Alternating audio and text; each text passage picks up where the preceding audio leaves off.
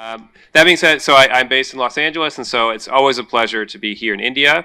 Fun fact, actually, I had a 10-year visa because I was coming to India multiple times a year and really enjoyed those visits over the years, and it expired in July. And so then I applied, right, isn't that great? And so then I applied for a renewal to my tourist visa, and they said no. And then I tried to apply for a visa by sending my passport, not an e-visa, sending my passport to San Francisco, and they said no. And then I tried again for a business visa, and they said no. So on the fourth attempt, I was able to come here on a conference visa. So therefore, I'm here. And I get the pleasure of being host today, and I work for Maya Learning. I have been in education all of my career. I was just telling you on Javi today that I started out as a PE teacher, and on the first day of being a PE teacher, I walked into the gym and I went, this is the worst job in the world. And I promptly started to figure out how could I not be a PE teacher but remain in education. For the past 5 years, I've been able to work for a couple of ed tech companies, and now I work for Maya Learning. So if you're looking for an ed tech solution that will change your life and make all of your work with children easier, come and see us. We're at the exhibition hall. All right, we're going to talk to our high school counselors, and we're going to talk about the relationship between supporting students, building profiles, and how it impacts college counseling. So, Javi?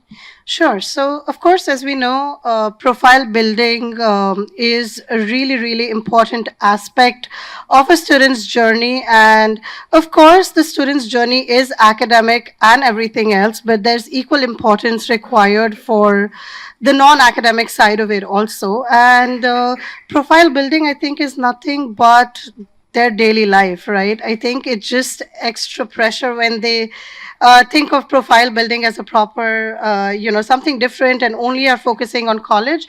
But I think when they're looking at profile building, it's more about not being influenced by people around you, because a lot of times as high school students that could happen. So influence versus really seeking inspiration, there's a really big difference there. So I think identifying that is very, very important. And it's a must-have, is that It's right? absolutely a must-have, because I think during the entire college counseling process, they are going through profile building at different stages. And while they may start off with explorations, it does go on to more serious activities, which are going to be more focused toward their career and college choices. So I think it is an absolute must-have in the process. Thank you. Warren, your take on this? So again, I'm Warren Emanuel. I'm Director of University and College Counseling at American Embassy School, also the Duck. I call my office Duck Pond. Little mascots with ducks everywhere. So in getting to know me, I also kind of want to get to know you a little bit. Could you raise your hand? Are you on the university side? Okay, only a couple. Appreciate you being here. The rest of you, I assume, are mostly on the high school side. Anybody in ed tech or, independent in some capacity? Okay. Yeah, absolutely. Come join us. Yeah. And final question, for those of you on the high school side, how many of you have a built-in sort of curricular time where you can interact with your students in the daily or weekly schedule? Okay. That's pretty fortunate. solid. That's fortunate. Yeah, that's huge. That's fortunate, right? So when I think about profile building, right, I think it's helpful to define it, right? And we can largely think about it in terms of putting together the students', right, activities, classes, trajectory towards a resume or CV. In their life, this often leads towards university or post-secondary applications, right? So it's that building of what we would sometimes call the portfolio, right, as a synonym, a profile. And that's, of course, valuable because they use that for their next step. Our role in supporting that is to help them understand the why, right? And that's what is so valuable about having that contact time with your student, right? Helping them understand that it's not just a checklist of I need service or I need this activity or athletes are treated this way, but why are you actually interested as a student? And what did you get out of it? How does that then connect to what you will choose to do next? Either next year in grade 10 moving to grade 11, next year being more of a leader in your service organization, next year training in the off season in your sport, trying a new artistic medium? Or is it leading you towards careers, trade, internship instead of post-secondary for university? Absolutely, that's wonderful, right? So our role, right, is the reflecting. We need to teach our students how to do that self-reflection so that they can become their own self-advocate moving forward. Thanks, Warren. We just were meeting with two students in the exhibition hall, and we said, where do you want to study? And both of them said, computer science. Where do you want to study? United States or United Kingdom. We said, what are you doing outside the classroom? We're building apps. We know how to write things in Python. We have all that sort of thing. And I said, what about leadership? And one of the students said that he'd been teaching Legos to elementary students, and he had this litany of things. And one of them said, I'm so shy, I don't have any leadership. And we were like, just reflect on it. How does that all build into it? Yes, you've got a list of things that you've done, which is incredible. But at the same time, let's have that time to reflect on it. So some great points to that. Let's go to the other side of the desk, and we'll bring in Dan. What is the correlation between student profiles and getting accepted into university? So I think that's a great question. And just first, I should start off and mention that my perspective, of course, is from a U.S. institution's perspective. And so that's the first point I want to make sure you understand. In the U.S. perspective, there is an opportunity at a lot of institutions that practice what's called holistic admissions to consider a whole host of factors in addition to academics specifically. In other cultural contexts, in other university system contexts, that's honestly not that big of a concern. So if you have a student who's applying to, say, Canada or the UK or other systems patterned along those lines, really, it only matters if it's something that is very, very specific to that student's major of interest. So if the student wants to study medicine in the UK, then it's important to mention that, yes, they spent some time working at a hospital or something like that, right? In the US context, I often meet students here in South Asia, for example, who basically say, what is the extracurricular I need to do? Give me a list of things I should do, so therefore I will be a good candidate for a university, okay? I would love to be able to have such a simple answer and say, here's the list, go do these things, because I know that the students here are very, very driven and they would do everything on the list if that was the case. But the reality is, with a holistic admissions process, there's a whole host of possible factors that a university will consider when a student submits their application. Why? Because the university in the United States understands there's a lot that happens outside the classroom that's very beneficial to the student's growth and development that's not exclusively based upon their academics. So that's what we're interested in seeing. The student has broader interests, broader perspectives. What would they be bringing to our campus? What would be the additional interests that they have, so that we can have a better sense of what that student's perspective would be, okay? The reality, of course, as well, is that you're talking about institutions, my colleagues who are here as well, many of us receive tens of thousands, in some cases hundreds of thousands of applications for a given year, okay?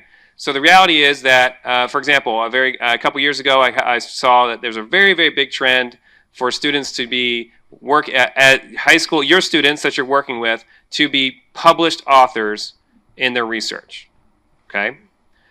So I've done a doctoral program myself. I know how challenging it is for people who have PhDs to get their work published. So initially, that's an incredibly impressive accomplishment for a secondary school student to have their work published, okay? So that I appreciate that context. I will also tell you that I certainly, and many of my colleagues as well, will not read the 30-page research paper that your student submits in addition to their application. It just does not, it's not feasible. It's not feasible for us to do so, okay? So again, thinking about the kind of things that would actually be beneficial are often focused more on leadership. We talk here about the idea of quality versus quantity. Again, if I had a list and they would say, all right, exactly, I'll do every single one of these things, that would make things much, much easier, okay? But often what we're looking for as institutions is not that they have done, a student has done 100 things, but more so that they've done a few that they really appreciate and that they really can demonstrate longevity, persistence, appreciation for something like that. And it can be anything from, I mean, again, a student could be applying for engineering, for example, and talk about their passion for Indian classical dance. And that would be wonderful from our perspective. So there isn't something that is, if you want to study engineering, you have to have done these 5 things. That just does not exist in the United States context in the majority of cases. Again, if there are, and the other thing to note, as I mentioned in the session we had yesterday as well, the other reality is that there are 4,000 different colleges and universities in the United States. It's important to note that there is not a national education strategy in the United States. So every single institution operates independently of its peers. So what an institution they may want pretty much similar things from institution to institution or completely different aspects of an application. But again, each institution operates independently and to some extent puts value on what it decides is important or not based upon the student's application. Thanks, Dan. Thanks for that perspective. I'm looking at our friends from Vermont, U.S. admissions. I'm looking at our friends from Italy. There's holistic, there's formulaic, and that becomes the art of the counselor, is trying to figure that out, conveying that. This is why you come to conferences like this to figure out what are the strategies to get into Bocconi? What are the strategies to get into public universities or private universities? So that's the art of being the counselor and your job with working with students. Let's go back to the high school side and let's talk about maximizing student portfolio components. Warren, you'll start off. Yeah, I see the essential components as a combination of the what and the why, right? There is certainly no profile without the what, right? It has to be there. It's the base element.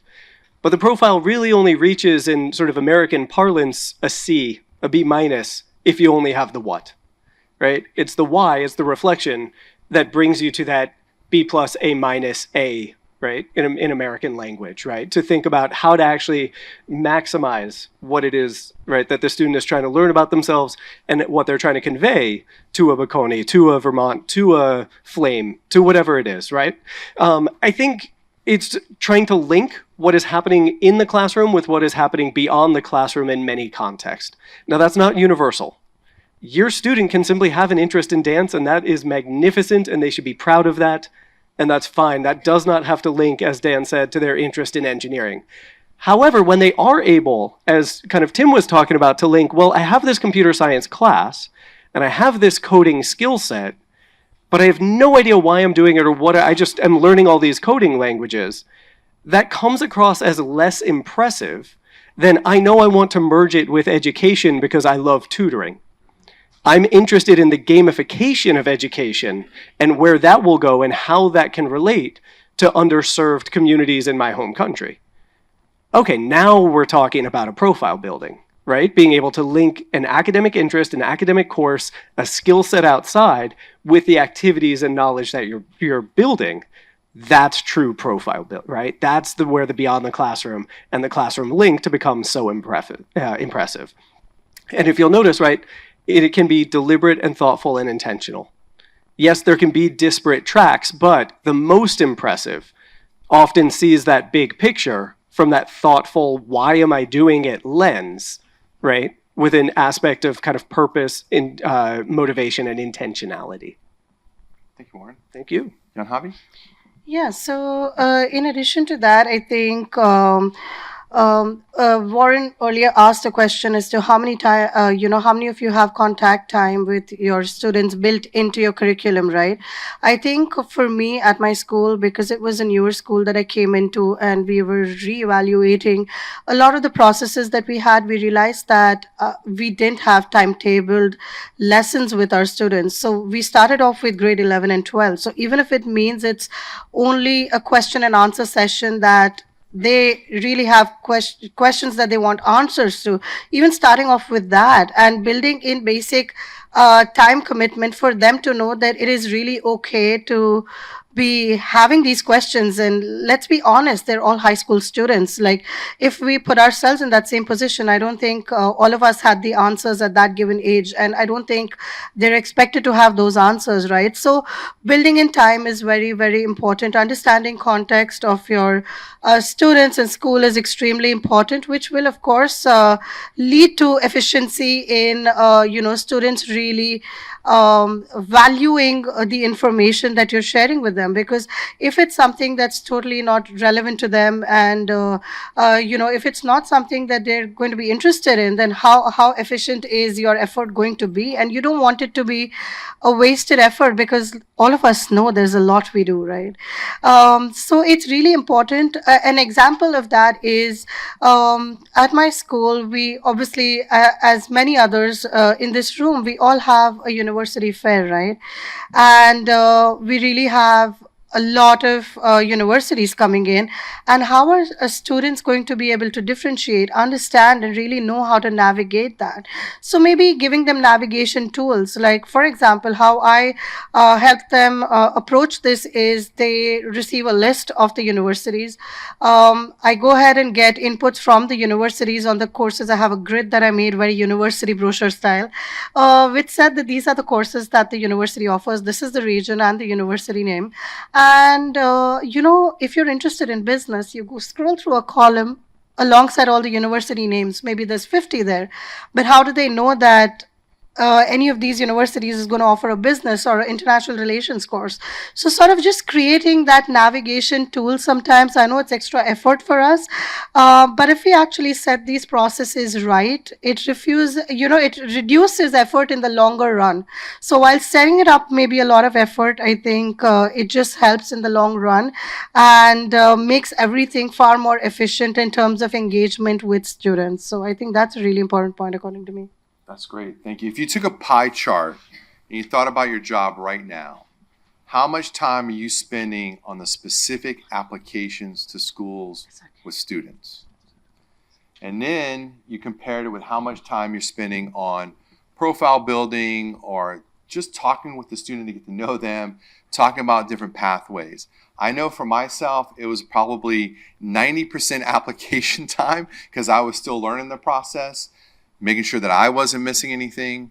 And then as I got more and more experience, there was a little bit more of a balance. But think about that pie chart in your career and how can you change that pie chart to be more into the profile building and just getting to know students and providing that true school guidance. We'll go back to Dan. Dan, how do students showcase their profile and characteristics in their application? Again, I think that's a great question. So in terms of, obviously, a lot of different possibilities of ways that students could demonstrate their interests outside of the classroom. Again, I think one thing to note is that we do want to maintain reasonable expectations for students. And so, for example, LMU is one of the institutions, there are about 1,000 in North America, primarily, that do accept the Common Application. There's a reason why the Common Application has a maximum of 10 activities. And again, kind of focusing more on the activities aspect of things and extracurriculars. Because again, I certainly in the context here, if I were to say to a student, I need you to do 50 things outside of the classroom to be prepared for LMU, that student would say, okay, done. And I appreciate that. I appreciate that drive, but that's not what we're looking for. We're not expecting a student to have done. We know that the expectations here are incredibly high. We know that students around the world have a lot of demands on their time. Again, what we're looking for are ways that students can say, I am integrating myself into the life of my school. I am enjoying aspects of my school. You know, if I'm at an institution that offers opportunities for me to be part of the school in other forms outside of the classroom, I'm excited about that. If there are ways so I can connect directly with my school in terms of academic events or things like that, I'm enjoying those opportunities and being engaged with them. And so again, it's an opportunity to demonstrate that a student is not just a person in the classroom, but someone who's doing things beyond that, which again is something we will expect at a college or university in the United States, is not just that a student goes to the classroom and that is it. We do hope that they are interested in engaging with the school and find that the students who really thrive on our campuses are doing much more than just going to class and going back home. Okay? So again, I think it's really important to reinforce the fact that, again, each institution is different. Each institution will have different expectations. Obviously, an institution in the United States that has 100,000 students or more will have a different perspective on what they value than an institution that is a smaller institution, maybe 1,000 students or less. There's a tremendous range that you find, and not just in the United States, but really around the world, in terms of these kind of perspectives. Of course, it's going to matter as well in terms of the diversity of the student body, in terms of the opportunities that are available to students. But generally speaking, a hallmark of the U.S. educational system, and similar in a lot of other colleges around the world, again, is the opportunity to, yes, get a great academic experience, to learn from some of the top minds around the world, but also to engage with that material in context outside of the classroom as well. So for that extent, there's a lot of opportunities, again, around the world where students get the experience of career and professional development, for example, that they have opportunities to engage in professional conferences as students, that they have the opportunity to really expand upon their horizons, again, outside of the classroom. So to the extent that a student can reflect those interests and those opportunities that they've already considered in their own context, recognizing as well that and not every opportunity is available to everyone. And so that's really important for us. A person who works in admissions office who does their job well recognizes the context in which a student is studying and understands not just the curriculum that students taking, but the opportunities that are available to them. Okay?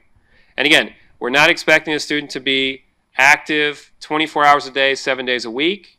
We're not expecting them to be completely exhausting themselves in the pursuit of higher education.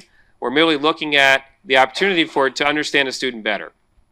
And again, try to appreciate what would be their contributions to the college or university. Because again, at the end of the day, there's a lot of mystique around the application process.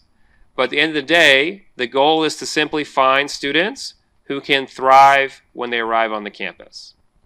It's not a great experience for the student or for the college or university, frankly, to have someone come halfway across the world and be miserable and not be successful. So again, the goal of the application process, as much as we can, is to simply find students that we feel confident can arrive at the college or university and enjoy their time and be successful. Ultimately, to basically be enrolling, to working with the admissions process and enrolling future alumni, and thinking that long-term perspective. Okay. So again, it's mostly about the idea of understanding better what the students' broader perspective is, not just the academics they have taken in the U.S. context specifically. Thanks, Dan. I just want to add, Yeah. Dan is talking a lot about the activities and understanding the context. A thing that students probably miss out and can happen is, Dan said that you have 10 activities on the Common App, right, when they're filling it out. The universities can do the math. So if you're actually putting in stuff that I've done this for X number of hours, for X weeks in the year, and it exceeds the number of days in the year, it's obviously not going to work, right? So if we think we can outdo the system and not do the math while we're putting in stuff and not going through it, they can catch that. So I think just reassuring students that, it's okay to not want to sound smart all the time, but be your authentic self. And that this is going to be a visible factor through the process is extremely, extremely important. Yeah. I learn something new every time I'm in rooms like this. And you've all had the student who does everything you tell them to do. They go out, they do it, they are highly concentrated on their grades, and then you have these students who just they make it look easy. And they're the student who is going to thrive on a campus. I like that terminology. I've never been able to define it, but being able to talk about that in that context and bring that, which is, again, the art of being a counselor, is a great one there. Yep. Yeah, sure. These days, we're also seeing, since AI is very prevalent in the market now, and the students are very smart. Yep. As you rightly mentioned, the universities can do the math. We have seen personal statements from the UK perspective, because we don't have activities and all that. Exactly. From the UCAS. Yep. So from the UK perspective, we've seen statements where the English in the statement is impeccable, best you would ever read. But when we see their mark sheets, 12th class English is way low. Yeah. Half of the statement is written in a very beautiful English, to be in Indian context, if I talk of Shashi Tharoor level English. Sure. But then the half of the statement is like just an average.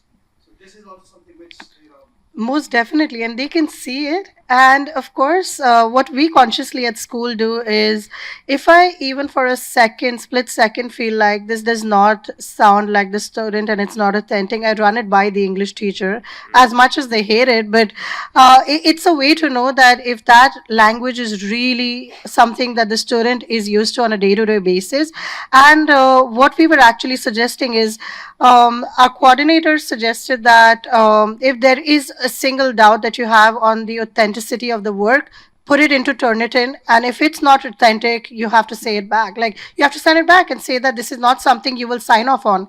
We can talk about AI All day and long, essay yeah. writing all day. That's Yeah. not for today. Yeah, That's yeah. for another time. I'm gonna keep us on track. I promise you'll get a chance to talk, but I'm gonna keep us on track just because we can go down a very long Yeah. road with that. Sure, yeah. I want to take a reflective pause. I want you to close your eyes. I want you to meditate.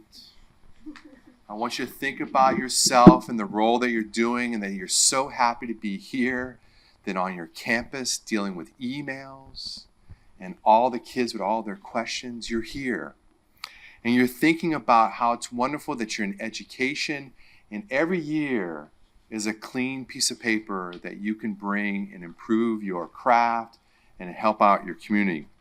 I want you to think about the one or two items that have generated from the session, what's resonating with you, what are you going to hold on to, and I want you to think about one to two action steps that are possible that you could bring back to your school regarding this topic. We already know there's someone in this room that's a ninja, and after this is done, you're going to go up to her. She's wearing this beautiful yellow dress, second row, and you're going to ask her to teach you how to do this. And then you're going to go to Warren and Yahavi and Dan, and you're going to say, help me become a better school profile counselor. But this wonderful thing about being here today is that you get to have these conversations and you get to better your crowd. I want to congratulate you for being here and spending the time to care about your school communities and want to do your jobs better. Namaste. Thank you. We keep going. All right. AI. No, not AI. Active timelines. We're going to go back to the counselor side of the desk. And Javi, we're going to talk about active timelines and the ever important, how do you motivate your students? Well, it's a hard job to have, right? I think the more we are into our work, the more we can create for them. So we have to be planned, of course. Starting early with students is really, really important. And as a practice of what I'm putting through with my school, which is relatively newer, is that we're putting down a structure together, right? And it is something that the school signs off on. So there is, built-in time right from students from grade 8 to 12, and you have to start off with them because you don't want them to be at a position where they were like, I wish we knew better and I wish we knew this earlier, right? So obviously starting early is great. What we've been able to do with smaller student class sizes, because our school is relatively small, is be able to build roadmaps with them saying this is what you want to have achieved by the end of grade 9, grade 10, grade 11, and grade 12. And it's okay that they may not always all be on track, but giving them tools to cope with it. I know our teachers and our in-house school counselors worked on tools like goal setting. We're currently doing that as a school activity where across the school they're doing goal setting with subject teachers and a long term that they're setting, and that's just one thing that they do, but there's so much, right? Giving them tools to navigate, because they're 16-year-olds at the end of the day, they don't have all the right answers, right? So yeah, sometimes giving that roadmap to them and saying that yeah, it's okay to have the exploration phase and you may want to do 100 things, but the exploration can be grade 9, a little bit of grade 10, and that's when it goes into being more university and course driven stuff. But of course, you don't want to lose the essence of why you're really doing it, rather than only focusing on the outcome being university admissions. It is a student experience as a whole that really, really matters. And I think they tend to forget that along the way, and that's where we have to bring them back. Okay. Thank you. Of course, yes. Since you're our ninja and you're going to be doing a lot of work, we'll let you say something. So I want to mention one thing which has really worked for me in my 15 years of practice is in the process I agree with Janvi that goal setting is very important as a beginning, something developing their calendar for all 4 years or whatever stage they are joining us. But what has actually worked is building their positive character attributes, because I believe all the applications are looking at the student's attitude, how they are navigating the entire process, what kind of maturity they have developed. And attitude is very important. If the attitude is set right and they understand themselves with self-awareness, it plays a very important role indirectly. Thank you for sharing. Thank you. I'm going to have Warren finish up. Yeah, and in terms of enjoying the journey, I would actually lean into what was just said, right? So there's a couple of things to think about. One, you have a different brain than an adolescent, right? Physiologically, you genuinely have a different brain. And it means that you have a skill set to think about the future in a way that they do not. So when we come into a grade 9, grade 10 student and we say, hey, have you thought about leaving high school even though there's still a majority of your high school left?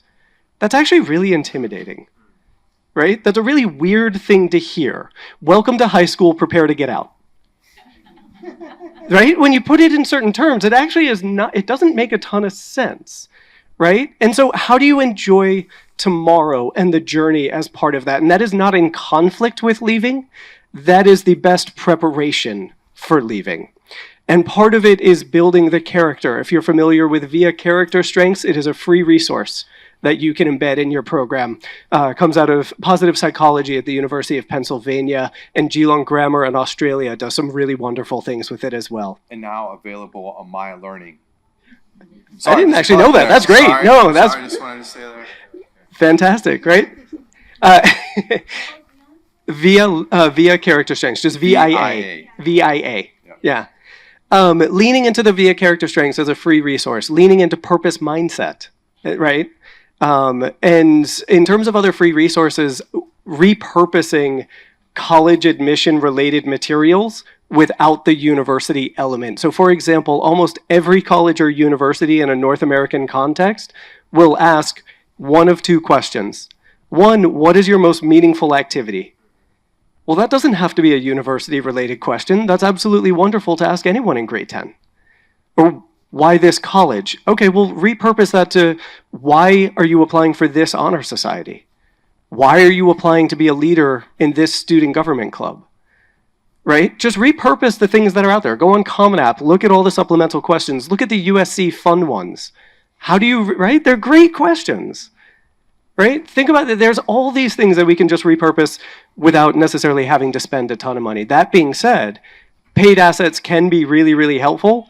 And if you can embed some of them, I would actually encourage it. We are a Maya school, right? I know that there's a lot of other platforms out there that do a nice job as well. So if your school has the resources, definitely worth thinking about. Thanks, Warren. Yeah. We have one more slide, and then we're going to do some Q&A, but we're going to go back to Dan. He's going to provide the final answer to all of your problems. No pressure, right? Yeah, no I know. Okay, so again, I think just to reinforce some of the things I've mentioned already. Again, there isn't something that we say this is again, it would be easy if I could say just do all these things on this list right here and you'll be all set. So I think one of the things that you do want to think about, things that are unique, things that do have that are different. So for example, I met a student last year in Bangalore who mentioned that one of his talents was that he had memorized all of the national anthems around the world. And I have not forgotten that student, obviously. It was a very impressive skill, and he has all kind of, Guinness World Records. Full ride to LMU, all of just that. have to sing. All of that. No, but I mean, obviously that's a very unique circumstance. That was a but it was impressive that he had done that accomplishment, right? Again, I think that this is a culture that I've experienced that is incredibly competitive in a lot of ways, right? And so I think there's always a sense of how do I get better than someone else? I wouldn't necessarily think about it that way. More about what really makes me different. What is exciting to me about the kind of things that I do, kind of like you were just expressing, Warren. And how do I explain that? how do I explain to a college or university that this is something that matters to me? That's what I would try to keep in mind. And again, and it doesn't have to be these are the 100 things that matter to me. These are the handful of things that I really enjoy. So if I'm a great student and I also happen to be a great cricket player, if I'm a great student and I absolutely love Model United Nations, if I'm a great student and I also really feel like I've learned a lot from my family in a lot of ways, or I have maybe even started a business or a whole host of different things like that, those are the kind of things that again help students stand out in an admissions process, which frankly again is becoming more and more competitive around the world as well. We certainly find as U.S. institutions that we're not seeing students who are exclusively applying to the U.S. anymore. That's changed, and again, there's different ways so you can express your interest and kind of help to steer your interest towards a specific context that interests you. But again, I think that we really see a lot of the ideas that we see and what we're excited to see from students is not that the panicked, oh my God, I'm entering my last year of secondary school, I don't have enough activities, therefore I'm going to list out all of these things. Not so much doing the math, but it's pretty clear when you can see every single activity has been their senior year. For sure. And especially when they're applying in the first month of their senior year and every single activity is something they've literally just signed up for, that stands out. That stands out. As opposed to someone who, again, has said, this is something that I've been excited about, I've dedicated a lot of time and energy to this because I just enjoy music or theater, even if I don't want to go in and become a actor or musician. It's just something I've enjoyed in addition to other aspects of my academics that really has mattered to me. And again, the kind of skills and leadership and growth can come in any number of different activities as well. It's that demonstrating that maturity over the course of the time. Not so much saying, hey, get ready to leave when you're in year 9, but this is what I've been thinking about, and this is how I've grown and changed over the last few years, and this is why I think I'll be ready to go to a college or university. That's the kind of the thought process we're hoping to see. I had a student, very talented student, thought I knew everything about the student. He did not sing all the national anthems.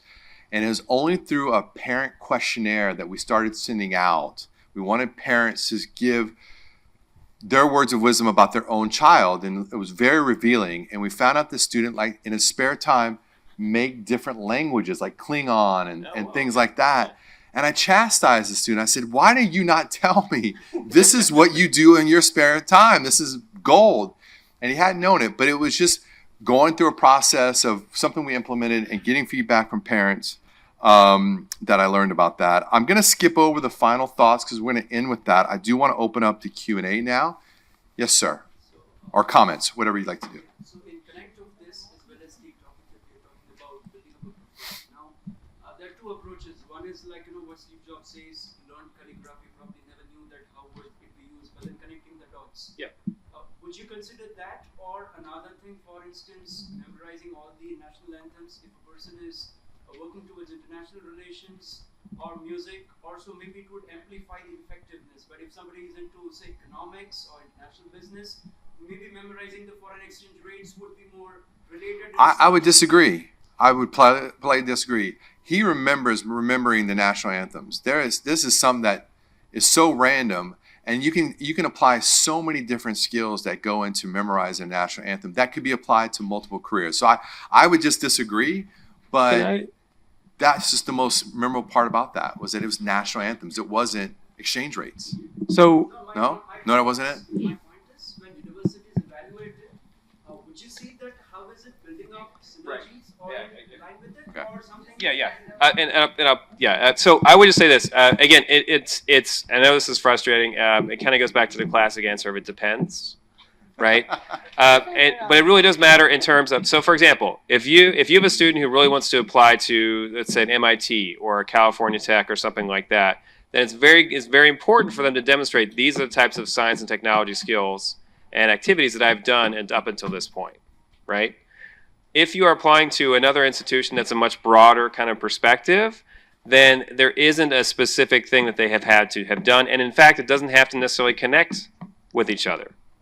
And again, that's in the U.S. context, right? Again, if you want to study medicine in the UK, and I was speaking for my colleagues here, you need to show that you're serious about this. If you want to study law in the UK, this is what I've done to show I'm serious about this.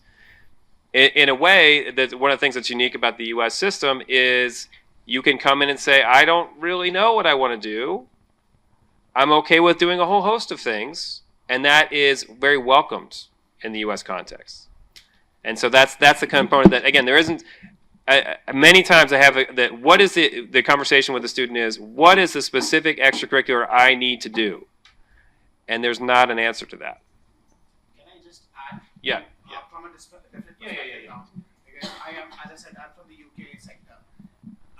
It's very different to what you say and somewhat similar to what he says, because in the UK we do not go with I mean, we do give a little weightage to extracurriculars or any outstanding abilities that the student has, but it's more of academic that we look in the UK sector. Now what happens is in your case, so yes, this really helps, because if the student has not studied economics in their, say, high school, but they want to study economics in their undergrad, Right. this particular skill is something what we are looking for, because the student has that additional interest in that field, and hence he wants to get now, which he must have, which they must have realized during those 2 years of high school, that okay, I didn't opt for economics, but I am interested in economics. So now I want to get into economics, officially. So that is where we definitely look into. Also, we do not say that okay, it's not important that your curriculars, extracurriculars, or that you need to do. But yes, it does not make a big chunk in the decision of an application. Is what UK works on. So it depends, as you mentioned, from region to region. It depends and varies. Yeah, and just one other. So the other question we often get is, yeah, I mean that's this is something. Yes, also the students should understand. That in the US we don't have. I mean, in the US you have majors and minors. In the UK it's not that much of a major and a minor. Right. You go there for one degree. You might be allowed to add additional modules, but they are not either credited or they have to be related to what you study. So we do not have that major and minor system concept as such as the the US education system. yeah, and if I could just one more. So I think the other question we often get is a student will say, well, my academics aren't that great, but my extracurriculars are fantastic. And the reality, of course, is that doesn't really work. That is more. It's very polite. Sure, well, but that's not. So please don't encourage your students to say, "Oh, your academics aren't that great, but hey, if you got a lot of things here, it'll be all right." That's not really the reality. It's never all right. I don't think it's ever worked. Warren? Well, I just wanted to highlight both of the questions seem very rooted in the what. And a lot of the ethos of the panel has been consider the why. Yeah. Right? And so I just kind of wanted to politely say that there might actually be a different question to the student instead of the what to the university. Because when you consider, even in the UK context, yes, if you want to study economics and your high school offered economics and you did not take it, you're probably not getting in, right? Like there's a threshold you need to meet. However, for the 6 students who took economics, and the one that says I took it, and the other one says, well, here's what I thought about Keynesian and why it no longer applies, we have a clear standout, right? So it's always the pairing of the two. It is never just the what, and comparing the what with us could be better asked as the what and the why of the student. Barbara, you want to say a point? Yes, I would like to. I'm Barbara, I'm from Hooper University, and I'm like a sandwich in this debate because the US and UK, and we are in India and representing both European universities. So just to tell you that in Europe it works a little bit different because we are in the middle, right? So when we talk at Dan was talking about more holistic approach, in Europe there are some universities that are having holistic approach but much more academics. So choosing the subject like if I think about Netherlands, for example, they're asking for specific subjects, economics, econometrics, maths. If I think about my university in Italy, which is one of the strict ones, we evaluate only academics, starting from this year. I fight with admission office, for example, this year because the motivational work, So, because personal statement CV are also important to me, personally speaking, because when students are coming to the university, they have to show us what exactly they are able to do. So, we never mentioned this session, if I can say, job opportunities. This is exactly what companies in Europe are looking for from students. So, you as a counselor, please tell them to do something. be a football player or a filmmaker, or it's very nice, I really like it, but at the end, when you go and you get into the market, in the job market, this is exactly what you really want to do. And this is what exactly in Europe are happening right now. I include UK in Europe, when sorry, for me it's Europe still, but it's a different world. I see the difference when I'm traveling with my Greek colleague, with the American and European, and also Italian here. So we are able to explain more about the European system or Italy just in case you guys want. The challenges of being a college counselor is you have to know everything from the U.S. to Italy to the U.K. to Australia and all things in between. We've got time for a couple more questions. Young lady in the back. Hi, so I was writing down my question while you were giving your thoughts on how certain paid programs also do have the benefit to give students an edge over certain things that they'd like to pursue. I mean, given the increasing pressure on students, the high school students these days are now under the perspective to publish some research papers. There's this high pressing need to publish a research paper, and it's often through very questionable methods. I mean, if you want to do research for a university, this is not the right way to do it. So how does a university, my question goes more on that line, assesses the value and authenticity of research papers in the admission process, and how do you ensure that it's genuine academic merit than just the appearance of it? Just because I think this is being recorded, before Dan answers, I want to quickly clarify. I was talking about paid resources to support counselors, not paid resources for students to buy their way into selective universities. So, quick clarification about my values there. Again, I think from the it's going to vary from institution to institution to some extent. Again, a couple years ago, I started seeing the trend of students from the region who were submitting published research papers. Again, I have completed a doctorate program myself. I have peers in the program who very much struggled to have their work published. And so initially, that's a very impressive accomplishment for a high school student to have published work. And then very quickly realizing the amount of people who had published research papers at a high school level made me less excited about that, to be frank, right? And I think the reality is there are legitimate questions about what the academic merit. Realistically, I am very skeptical that a secondary school student is contributing a lot to a research proposal, especially to the level that I understand a second author, a third author of a research proposal should be accomplishing. I would assume, in the best case scenario, a student maybe is helping to collect data, which to me does not rise to the level of being a second and third author on a research paper.